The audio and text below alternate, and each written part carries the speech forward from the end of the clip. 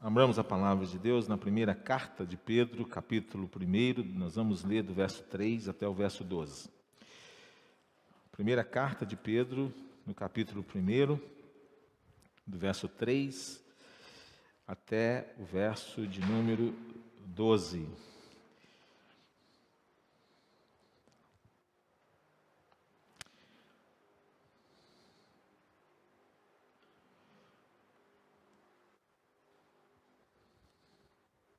Assim nos diz a palavra de Deus. Bendito Deus e Pai de nosso Senhor Jesus Cristo, que segundo a sua muita misericórdia, nos regenerou para uma viva esperança mediante a ressurreição de Jesus Cristo dentre os mortos, para uma herança incorruptível, sem mácula, inacessível, reservada nos céus para vós outros, que sois guardados pelo poder de Deus mediante a fé, para a salvação preparada para revelar-se no último tempo. Nisso exultais, embora no presente, por breve tempo, se necessário, sejais contristados por várias provações, para que, uma vez confirmado o valor da vossa fé, muito mais preciosa do que o ouro perecível, mesmo apurado por fogo, redunde em louvor, glória e honra na revelação de Jesus Cristo, a quem, não havendo visto, amais, no qual, não vendo agora, mas crendo, exultais com alegria indizível e cheia de glória, obtendo o fim da vossa fé, a salvação da vossa alma. Foi a respeito desta salvação que os profetas indagaram e inquiriram, os quais profetizaram acerca da graça a vós outros destinada, investigando atentamente qual a ocasião ou quais as circunstâncias oportunas indicadas pelo Espírito de Cristo que neles estava, ao dar de antemão testemunho sobre os sofrimentos referentes a Cristo e sobre as glórias que os seguiram. A eles foi revelado que, não para si mesmos, mas para vós outros, ministravam as coisas que agora vos foram anunciadas por aqueles que, pelo Espírito Santo enviado do céu, vos pregaram o Evangelho, coisas essas que anjos anelam a perscrutar. Deus, a tua palavra, pedimos graça, bondade, misericórdia, iluminação, quebrantamento, transformação, para que Cristo seja exaltado, Cristo seja glorificado, as nossas vidas edificadas, transformadas, consoladas, para a glória do teu santo nome. É no teu nome, Senhor Jesus, que nós oramos agradecidos. Amém. Queridos, é um desafio pregar um texto como este, e dentro da temática que nós propomos. Alegre-se, ou viva uma vida de alegria. Por que viver uma vida de exultação? Talvez uma proposta como essa, diante das circunstâncias com as quais nós estamos nos deparando, já há algum tempo, já há um ano pelo menos, talvez pode ser uma coisa totalmente fora da realidade. Mas esse não é o meu objetivo, apresentar algo que alimente ou que reforce essa ideia na sua mente e no seu coração. Não, crentes não são pessoas desconectadas da realidade. Não, crentes não são pessoas que vivem com a cabeça no mundo da lua. Não, crentes não devem ser pessoas que falem de coisas que não têm a ver com a realidade. Crentes não podem ser pessoas que abordem temas que não tenha nexo, que não tenha conexão, que não estabeleça relação com a vida, com aquilo que as pessoas passam. Não, a minha ideia não é essa, porque crente não é ser assim, porque Cristo não foi assim. Porque esse texto, ele está falando para nós a respeito de algo que não está condicionado às circunstâncias. Lembram que o autor da carta é o apóstolo Pedro, e o ano aqui é a partir do ano 65 da era cristã, e período esse muito difícil da história da igreja, porque a partir do ano 64 surge no cenário daqueles dias um homem muito mau, chamado Nero. Esse homem encabeçou uma perseguição muito forte contra a igreja de Jesus Cristo. E o apóstolo Paulo foi alvo da sua maldade. Possivelmente o apóstolo Pedro foi crucificado de cabeça para baixo em Roma. Então nós estamos falando de um período da história da igreja muito difícil, muito tenso, muito complicado. Os crentes estavam vivenciando momentos difíceis por causa da sua fé. Possivelmente os destinatários dessa carta não eram pessoas de nobre nascimento, não eram pessoas importantes da sociedade, possivelmente trabalhadores, gente que enfrentava a vida, que lidava com dificuldades, e eles estavam pagando um preço muito alto por causa da sua fé em Cristo Jesus, e eles precisavam então de respostas. E essas cartas foram escritas a fim de proporcionar a eles respostas aos questionamentos que eles estavam levantando. Porque, afinal de contas, eles apenas haviam acreditado em Jesus. Afinal de contas, eles haviam apenas entregado as suas vidas a Cristo, e por entregar suas vidas a Cristo e dizer, eu creio em Cristo Jesus, Jesus é meu Senhor, Ele é Senhor da minha vida, eles estavam então sofrendo oposição, perseguição, por causa dessa sua fé. Eles estavam lidando com situações reais, problemas reais, que tinham a real capacidade de trazer abatimento, de trazer desânimo, de trazer tristeza, de trazer desalento, de trazer paralisia espiritual em suas vidas. Então, movido por Deus, esse homem de Deus, esse pastor de ovelhas chamado Pedro, ele então escreve essa carta a fim de dar um pouco de combustível à espiritualidade daquelas pessoas. Ele escreve essa carta a fim de trazer um pouco de encorajamento àqueles irmãos. Ele escreve essa carta a fim de proporcionar a eles uns fundamentos que fosse capaz de realmente alentar e alegrar e estimular a vida daquelas pessoas, para que eles não ficassem refém de uma circunstância. Por isso, por duas vezes nesse texto que nós lemos, a palavra alegria ou exultação, ela aparece aí. Porque é isso que o autor está propondo. E qual era então o fundamento disso? Por que ele está dizendo àquela igreja perseguida, sofrida, igreja que estava lidando com oposição, o que ele estava querendo dizer? Que eles deveriam, diante de tudo que estava acontecendo, se alegrar. Lembram do apóstolo Paulo, no texto que nós lemos da sua carta aos Filipenses, uma carta que foi escrita da prisão, e em momento algum você vê o apóstolo Paulo murmurando, reclamando, se colocando na condição de vítima, pelo contrário, chamando a igreja a adotar essa mesma postura que ele, Paulo, estava tendo, de alegria. E é sobre isso que a palavra de Deus nos ensina, irmãos. Ela não nos convida a fechar os olhos para a realidade da dor, do sofrimento, da angústia. Não, a gente sair por aí levando a vida como se nada estivesse acontecendo.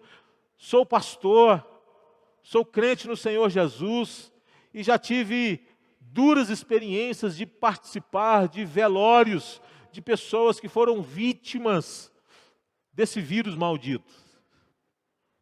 E vou guardar com dor na alma cenas, imagens de um velório inesquecível, de não poder honrar a trajetória daqueles que nós amávamos, de ter que, com 10, 15 minutos, sepultar alguém tão amado.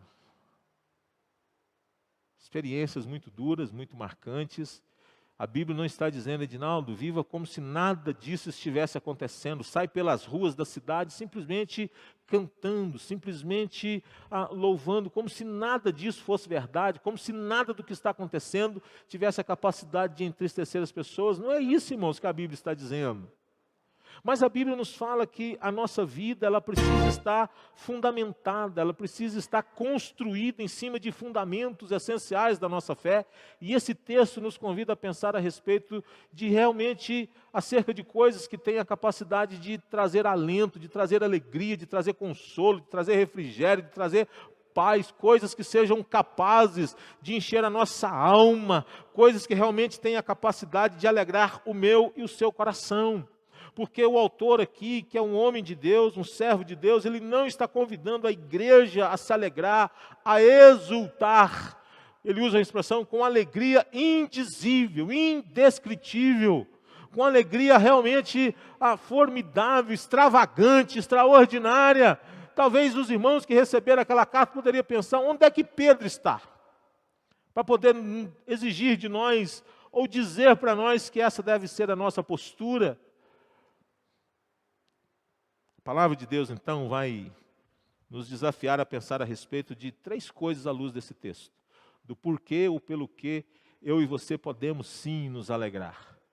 E carregar isso com todo carinho no nosso coração, indiferente do momento, indiferente das circunstâncias. Primeiro, do verso 3 até o verso 5, ele diz que nós devemos sim e precisamos sim ter uma vida de alegria, de exultação, e ele diz, por causa da regeneração, por causa da conversão, por causa de uma experiência profunda que eles tiveram, que é o encontro com Jesus, de terem sido feitos novas criaturas. Eles passaram por essa experiência e ele começa então louvando a Deus, bendito Deus e Pai de nosso Senhor Jesus Cristo, que segundo a sua muita misericórdia, ele nos regenerou para uma viva esperança mediante a ressurreição de Jesus Cristo dentre os mortos, para uma herança incorruptível, sem mácula, imacessível, reservada nos céus para vós outros, que sois guardados pelo poder de Deus, mediante a fé para a salvação preparada para revelar-se no último tempo. E aqui ele nos ensina algumas coisas interessantes a respeito dessa salvação. Ele diz que a sua causa está na iniciativa divina, por isso que ele diz, segundo a sua muita misericórdia. Deus não salvou pessoas por causa daquilo que as pessoas fizeram de bom. Não, a causa é Deus. A causa primária é Deus, é Ele que teve a iniciativa, bondade, misericórdia, generosidade divina em alcançar pessoas indignas, gente que não era merecedora dessa salvação. E ele diz que o fundamento dessa salvação está na ressurreição de Cristo. Ele diz, nós podemos sim ser novas criaturas porque Cristo Jesus morreu e ressuscitou. E se Cristo ressuscitou, Ele pode fazer novas todas as coisas. Ele pode mudar a nossa vida, Ele pode mudar a nossa história, Ele pode mudar a nossa trajetória. E Ele está dizendo que aqueles crentes precisavam entender isso. A causa é Deus, é a misericórdia de Deus. O fundamento dessa regeneração, dessa conversão, desta salvação, é porque Cristo ressuscitou, e se Cristo ressuscitou, nós estamos também, ou fomos também sepultados com Ele e ressuscitados com Ele. Somos, ou fomos feitos novas criaturas. Mas ele não fala apenas da causa, ele não fala apenas do fundamento desta salvação, ele fala do propósito também dessa salvação. Salvou para quê? Com que propósito? Com qual finalidade? E ele então vai nos dizer, no verso de número 4, verso 5, o propósito dessa salvação. Ele fez tudo isso para que nós tivéssemos uma herança. E é interessante, irmãos, que essa expressão aqui, ela era muito conhecida do povo judeu.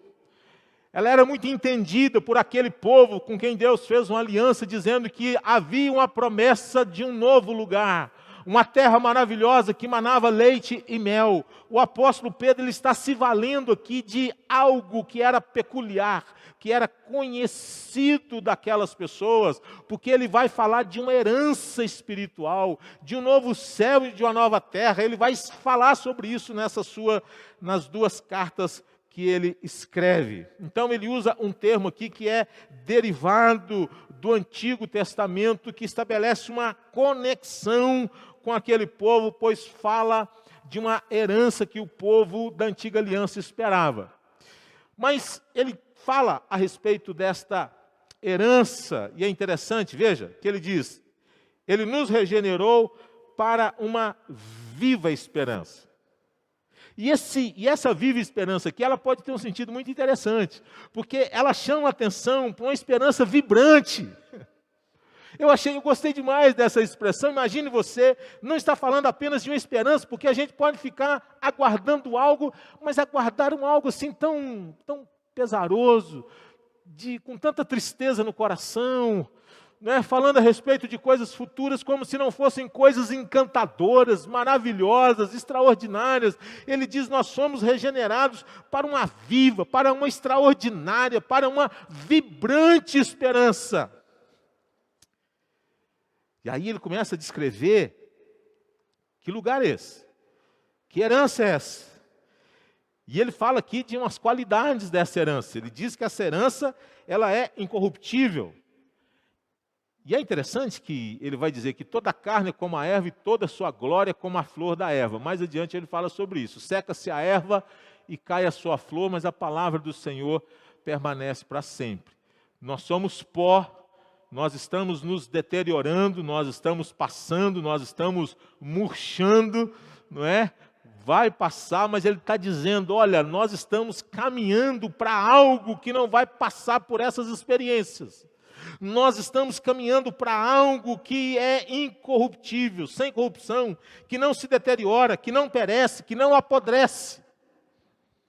Depois ele diz, não apenas incorruptível, mas ele diz que é sem mácula, é sem contaminação, é desprovido de natureza pecaminosa, pecado não entra nela, natureza pecaminosa não faz parte dela, é um lugar limpo, sem qualquer tipo de sujeira, imaculado. Mas é uma herança também inacessível, que não murcha, que não acaba, que não tem data de validade, que é inalterável. Mas não apenas isso, não apenas incorruptível, não apenas sem mácula, não apenas inacessível. Ele diz, está reservada nos céus para vós outros. Irmãos, essa palavra reservada aqui, ela é interessante. Sabe por quê? Porque ela transmite a ideia de que Deus mantém isso sob custódia. É Deus dizendo o seguinte, está reservado até o dia de ser revelada. Ninguém toca, ninguém mexe, não se desvanece, está preservada, está protegida, está guardada, ninguém vai saquear, ninguém vai invadir, ninguém vai destruir. Ela está sob custódia, vai acontecer. Isso é extraordinário, irmãos. Por uma igreja sofredora, por uma igreja que estava enfrentando momentos difíceis na sua trajetória. E ele diz, está reservada para quem? Ele diz, para vocês, que sois guardados pelo poder de Deus mediante a fé, para a salvação. É interessante, queridos, que aqui ele está dizendo o seguinte, que os crentes, eles enfrentam momentos difíceis na vida, eles sofrem, eles choram, enfrentam perseguição por parte do Estado e tantas outras coisas mais, mas aqui ele está usando um termo militar que significa defesa vigilante de uma fortaleza. É por isso que na fé reformada, nós não acreditamos, não defendemos a ideia de pessoas que vão perecer, espiritualmente falando, de gente que vai se perder ao longo do caminho. Não! Aquele que foi encontrado, aquele que foi alcançado pela graça de Deus, ele está debaixo do cuidado de Deus, ele está debaixo da proteção de Deus, ele está debaixo desta guarda divina, desta proteção divina, não pode perecer, não pode perder. Os crentes são guardados pelo poder de Deus, mediante a fé para a salvação. Isso vai acontecer. Não é apenas, irmãos, a herança que está sob custódia, os crentes também. Eles estão debaixo de um penhor, eles estão debaixo de um primeiro pagamento que foi dado como garantia da nossa redenção, que é o Espírito Santo.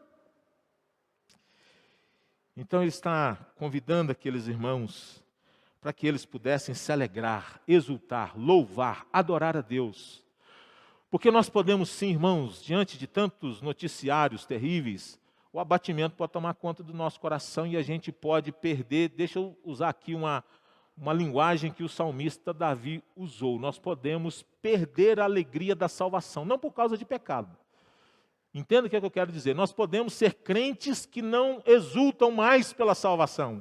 Nós podemos ser crentes que não alegram mais pela salvação. Podemos nos tornar crentes que perdemos o encantamento pela obra de Cristo, pela pessoa de Cristo, pelo seu sacrifício na cruz, pela sua ressurreição. Nós podemos viver uma vida cristã, se nós não tomarmos cuidado, que vai no automático, onde o nosso Salvador já não nos encanta mais, já não tira dos nossos lábios louvores maravilhosos, já não tira dos nossos olhos nenhuma lágrima mais, já não é mais capaz de fazer com que o nosso coração seja um coração que realmente fica aquecido, vibrante, quando a gente lê a sua palavra, quando a gente fala com Ele, quando a gente realmente tem um relacionamento com Ele. Nós podemos, irmãos, perder a alegria da salvação, não por estar em pecado. E o autor, aqui a Bíblia está dizendo para aquela igreja, olhe para a obra de Jesus, olhe para aquilo que Ele realizou na cruz, e olhe para aquilo que Ele realizou no coração de vocês, trazendo regeneração, trazendo vida, trazendo nova perspectiva, trazendo uma nova leitura, uma nova disposição.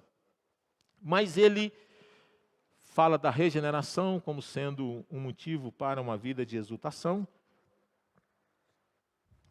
Mas aí ele fala sobre uma segunda coisa: exultar pela provação. Versos 6 a 9, ele diz assim: nisso exultais, embora no presente, por breve tempo, se necessário, ele estabelece as condições, sejais contristados por várias provações. E aqueles irmãos estavam passando por várias provações. E ele então vai dizer que aqueles irmãos precisavam entender que a provação, ela precisa cumprir duas coisas. Ela tem um propósito.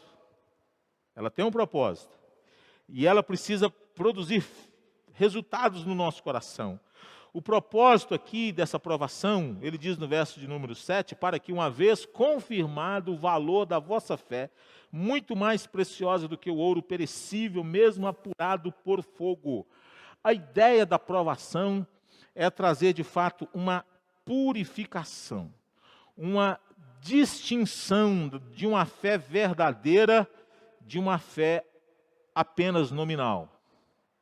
A provação, ela pode ter essa capacidade de trazer uma purificação, de trazer uma limpeza, de talvez levar para longe quem nunca esteve perto, de colocar para fora quem nunca esteve dentro.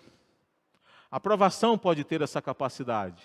Pessoas que se aproximam de Cristo com segundas intenções, pessoas que se aproximam de Cristo apenas querendo bênçãos dele, pessoas que se aproximam de Cristo não por causa da salvação, pessoas que se aproximam de Cristo não em busca de perdão de pecados, pessoas que se aproximam de Cristo porque querem melhor emprego, porque querem melhorar de vida, porque querem casar, porque querem isso, porque querem aquilo. Quando as coisas apertam, eles se entristecem. Talvez, irmãos, esse momento que nós estamos vivenciando, talvez está colocando a fé de muitos pastores adeptos de uma teologia chamada teologia da prosperidade, colocou a sua fé entre aspas, contra a parede. E agora? Como que fica? Cadê a vitória? Cadê a eliminação dos problemas? Cadê os crentes que a praga nenhuma que pega neles? Como que eles lidam com essa questão? Esses propagadores de todos os problemas que vão ser resolvidos, que mal algum vai atingir os crentes.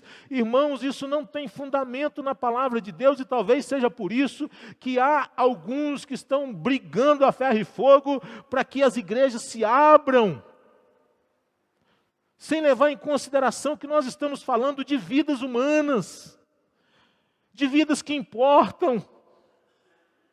E aqui a Bíblia está dizendo que aqueles crentes deveriam se alegrar pela provação, porque ela tem um propósito, distinguir a fé verdadeira da falsa. E ela tinha como finalidade produzir frutos, ela tinha como finalidade produzir glória, louvor e honra na revelação de Jesus Cristo, porque ele diz, redunde em louvor, glória e honra na revelação de Jesus Cristo. E ele diz no verso 8, a quem não havendo visto, vocês amam, no qual não vendo agora, mas crendo, novamente, exultais, alegrai, com alegria indizível. E ele diz, e cheia de glória, obtendo o fim da vossa fé. Afinal de contas, vocês creem por isso, porque vocês aguardam essa salvação da vossa alma. Ele diz, irmãos, alegrem-se, se vocês estão sendo provados, e se vocês estão permanecendo crentes, essa provação vai fazer de vocês crentes melhores. Essa provação realmente vai confirmar a fé de vocês. Essa provação realmente vai provar que vocês creem no Senhor Jesus, não por causa das bênçãos dele, mas por causa dele. Porque quem se aproxima de Jesus por aquilo que ele nos proporciona, quando as coisas pioram, quando as coisas ficam ruins, não pensam duas vezes em abandonar o navio. Porque vieram tomados por essa ideia de que agora achamos o gênio da lâmpada mágica para resolver todos os nossos problemas. Ele diz, alegrem-se, exultem pela provação. Ela purifica e ela gera louvor, ela gera glória, ela gera honra ao Senhor Jesus, porque ela prova e ela demonstra que a fé do povo de Deus não está condicionada às bênçãos que eles recebem em suas vidas, porque a maior bênção que eles têm é o próprio Cristo. Terceiro e último, ele diz que nós devemos sim nos alegrar pela regeneração, pela provação, mas ele diz pela revelação. Olha quanta declaração bonita nós temos aqui, irmãos, a partir do verso de número 10. Ele diz assim: foi a respeito desta salvação que os profetas indagaram e inquiriram, os quais profetizaram acerca da graça a vós outros destinada. Olha que coisa interessante, porque está falando aqui de períodos anteriores, e está falando aqui, fala da graça de Deus. Os profetas da antiga dispensação já falaram a respeito da graça de Deus destinada à igreja. Fala da maneira como esses profetas lidaram com a revelação, porque usa aqui expressões como, por exemplo, os profetas indagaram e inquiriram, ou seja, eles examinaram os seus próprios escritos a fim de saberem sobre a salvação prometida. Mas ele continua dizendo, eles investigaram atentamente a respeito dessa revelação, e continua dizendo, eles profetizaram sobre a graça, eles deram testemunhos do sofrimento de Cristo, eles investigaram atentamente qual a ocasião ou quais as circunstâncias oportunas. Veja o que a Bíblia está dizendo sobre os homens de Deus e sobre a revelação de Deus na história. Ou seja, o apóstolo Pedro está dizendo para aqueles irmãos, o que está acontecendo agora não é nenhum fato novo, isso foi profetizado, isso foi falado. Com isso ele encoraja aqueles irmãos a fim de manterem a sua confiança na palavra de Deus, crendo na palavra de Deus, levando a revelação de Deus a sério, porque ele está descrevendo aqui a maneira como Deus foi se revelando, foi se dando a conhecer a respeito de coisas futuras. Conforme ele vai dizer no verso 11, investigando atentamente qual a ocasião ou quais as circunstâncias oportunas, veja, indicadas pelo Espírito de Cristo. É o próprio Pedro que vai dizer assim, que não existe nenhuma profecia foi dada por vontade humana. Ele vai dizer, entretanto, homens santos falaram da parte de Deus, movidos pelo Espírito Santo de Deus. Porque mais adiante ele vai estabelecer um contraste entre os homens de Deus e os falsos pregadores, os falsos mestres. E ele diz, ao dar de antemão testemunho sobre os sofrimentos referentes a Cristo e sobre as glórias que o seguiram. Dizendo, olha, vai ter provação na vida do crente, mas permaneçam firmes, porque não foi diferente com o nosso Senhor, não foi diferente com o nosso Salvador.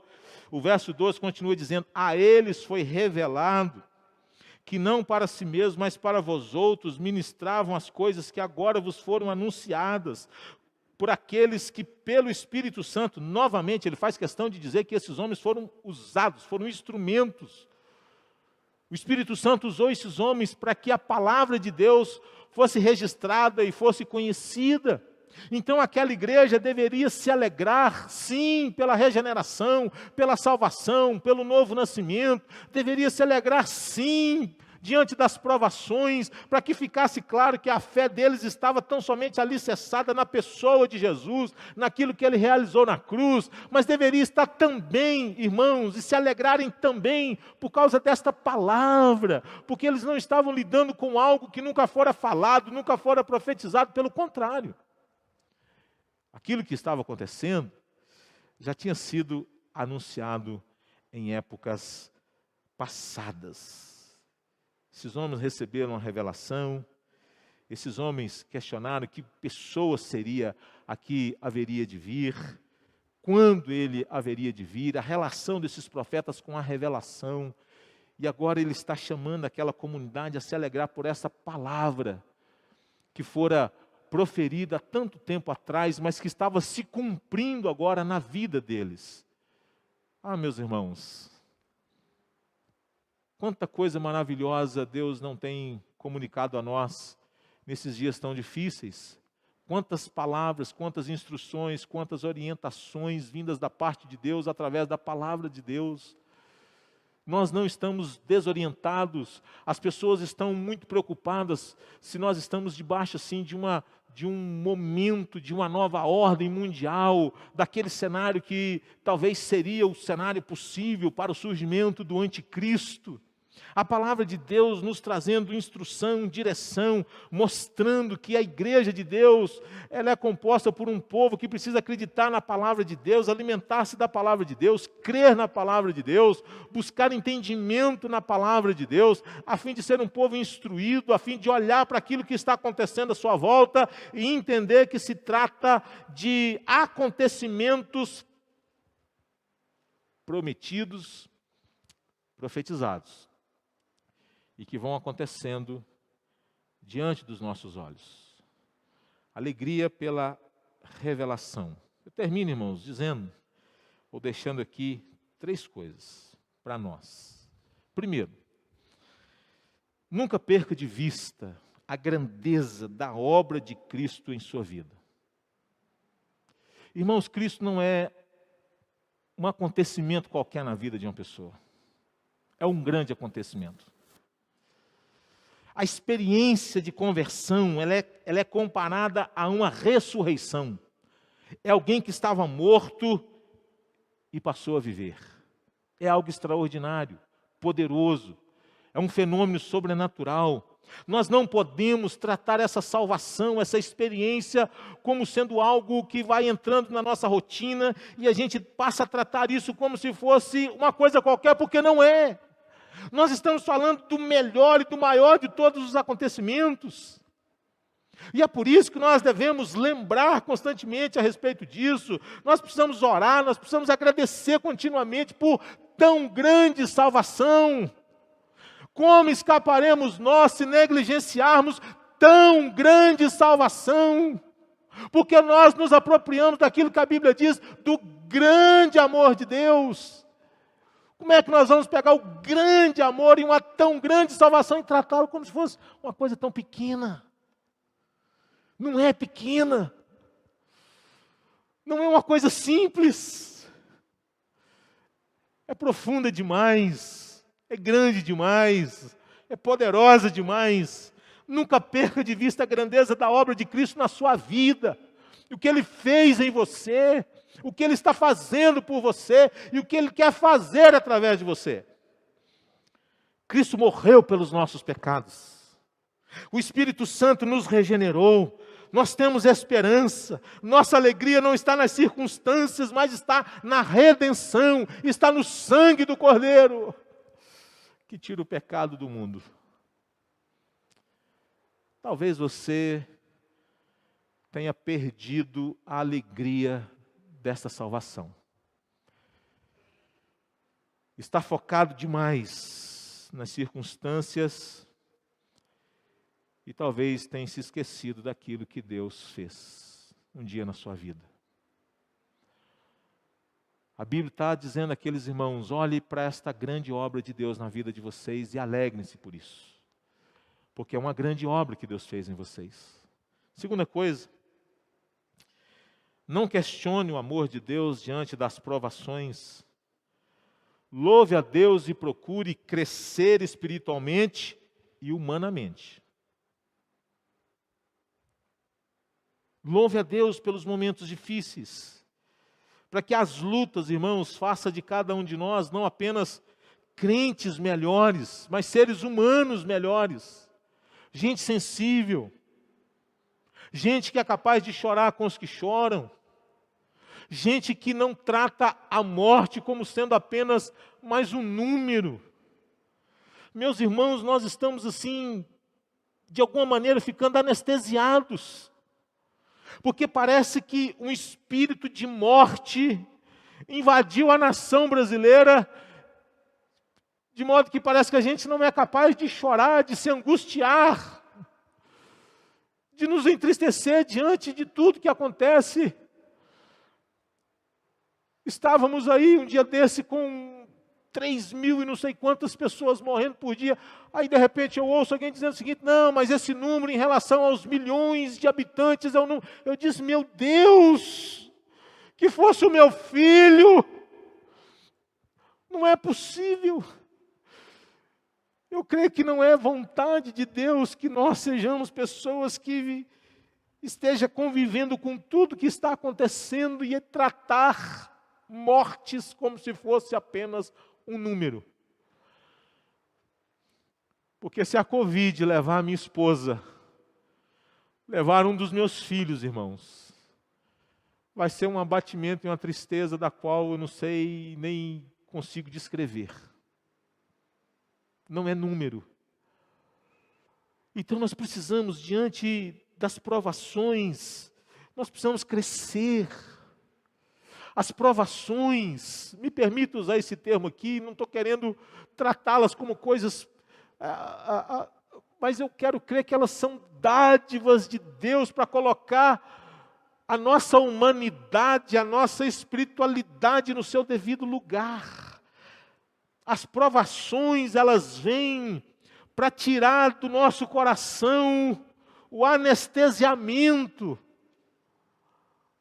Ela vem para colocar no nosso coração sensibilidade. Gente que chora com os que choram, que alegram com os que se alegram. E é por isso que ele diz: nisso exultais, embora no presente, por breve tempo, se necessário, sejais contristados por várias provações. Irmãos, não vamos deixar passar este momento sem aprendizado, sem crescimento, sem amadurecimento. Em nome de Jesus, não vamos. Em nome de Jesus, vamos dobrar os nossos joelhos e vamos dizer: Deus, eu quero passar por isso e quero ser uma pessoa melhor.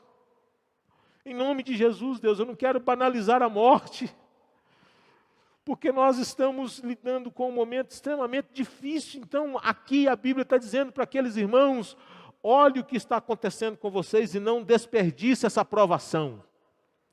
Não desperdice esse momento difícil da vida de vocês.